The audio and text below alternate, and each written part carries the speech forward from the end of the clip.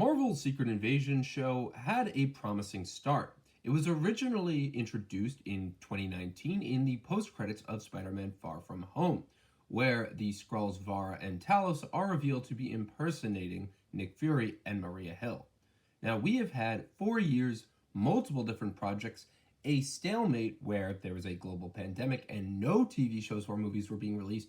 We had a moment where Marvel had plenty of time to decide what the next step of their Phase 5 would be, what Phase 4 would be, and we blew through Phase 4 with a lot of well-earned criticism. In fact, some of my biggest complaints would be that Eternals was the worst reviewed film of the MCU, when I honestly thought out of every project in Phase 4, it was honestly the most intriguing. I'm not saying that movie about 10 supersized characters who all got introductions in one film was pretty coherent or great. I just think that it was fun. It offered something different as opposed to what Marvel's always doing. And the visuals too were interesting. I liked the use of the speedster types of effects. I liked the character dynamics. I loved the music, and I really liked Chloe Zhao's direction in some parts.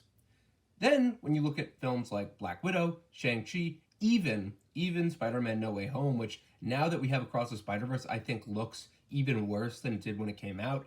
Everyone seemed to be blinded by that movie when it came out. They were all talking about how it was almost the second coming of Christ, and now that we have an actual better movie called Across the Spider-Verse, it just looks terrible. I mean, that movie literally has Tobey Maguire's Spider-Man walking through a portal in the middle of an alleyway in New York, just randomly showing up in another universe and agreeing to help our heroes fight like 5 villains who just appear out of nowhere. There isn't even a core villain, but that's getting taken away from the point.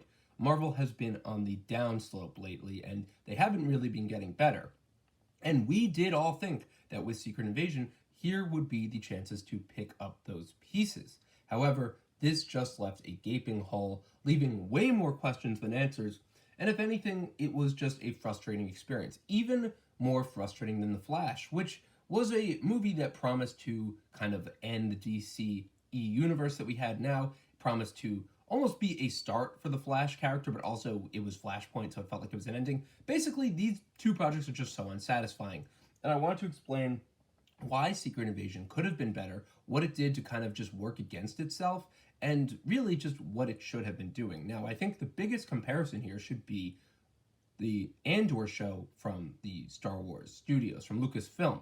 Now, Tony Gilroy had been working on this Andor show, and that is what we all thought Marvel's Secret Invasion would be. I think that's the blueprint for a perfect show and a comparison, because they are both shows that are viewed by huge fan bases. I mean, 2012 is often now referred to as a lot of people's 1977. It is the year in which we got the Avengers movie.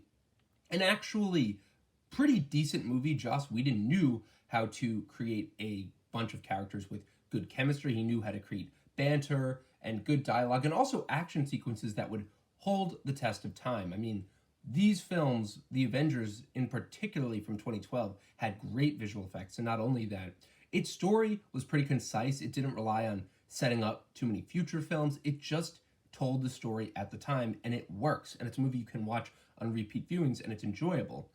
Now compare that to other Avengers films, mostly Age of Ultron, which was kind of a mess because the studio wanted to interfere.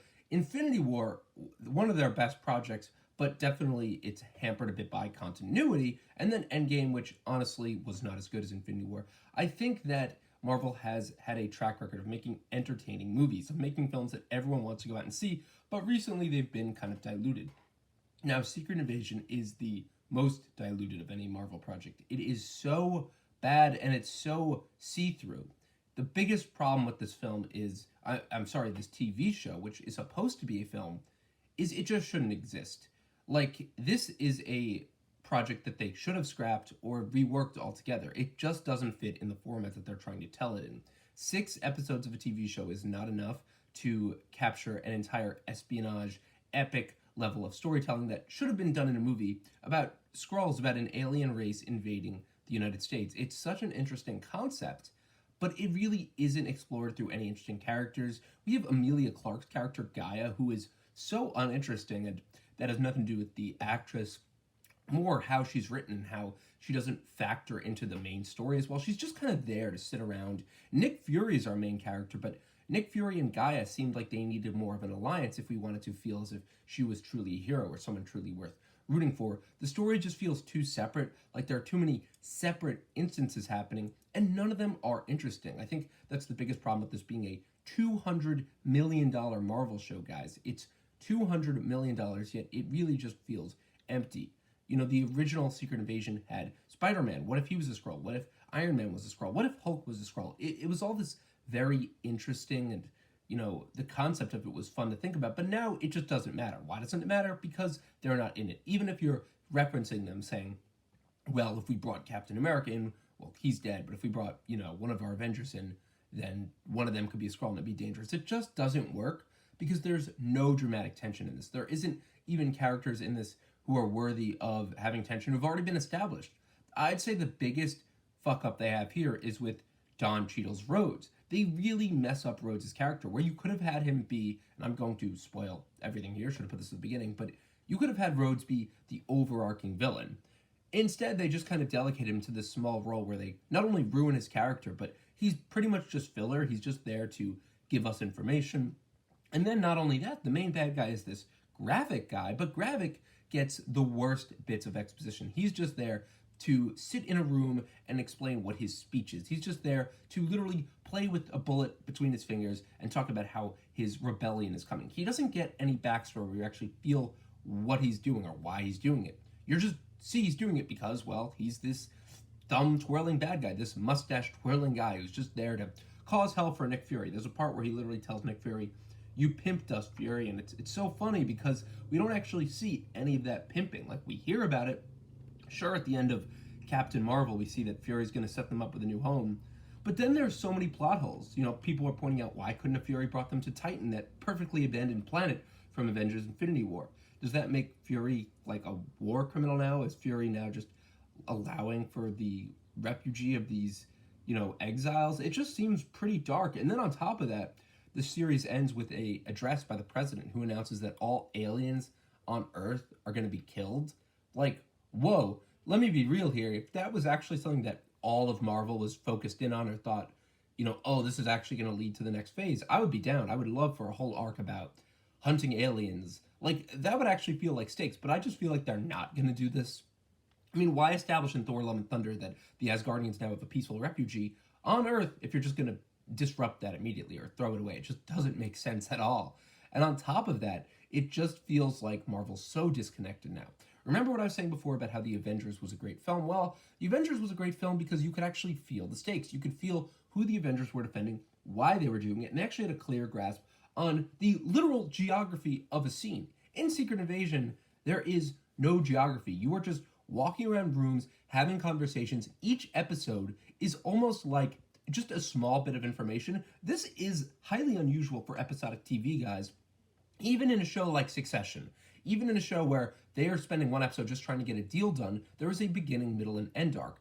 Take the episode where Logan has to call the president at the end. The whole episode is kind of just all negotiations and tactics. It isn't like it leads to one huge decision by the end of the episode, but still, in Succession, we have it ending with a big scene where we see that Logan Roy is making a call to the president and having a huge influence on politics. It just seems like this show, each episode leads to one conversation. Then we find out, oh, Gaia has a father. Next episode, oh, Nick Fury has a wife.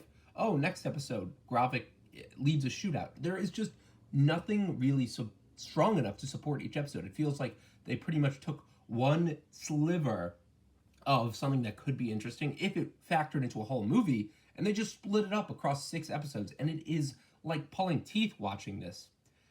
What I really didn't like, and I compared it to Andor, was this just could have been great. We could have got a fucking fantastic show, even if it had no Avengers in it. You could have had a great show all about Skrulls and their effect on the world. Why don't we see the world's effect on this? We just see a bunch of people in boardrooms. We see a couple soldiers on a highway being shot at, trying to defend the president. We don't actually see how America is affected. Everyone jokes about how it would suck to live in New York City in the MCU. I actually want to see why. I would like to see some human perspective or how this Skrull refugee crisis affects America. There is so much they could be exploring, not only just America, but the world. It seems like They're always looking through the narrowest scope, as narrow as, well, in Spider-Man No Way Home, there's only two other Spider-Mans, we could go to. It just seems like they're always looking for the most easy possible answer. And in Secret Invasion, I think you can see right through that. So guys, let me know what you thought of Secret Invasion. If it bored you, if it was very frustrating to watch, as it was for me, but I want to know what you guys think. Thank you guys for watching.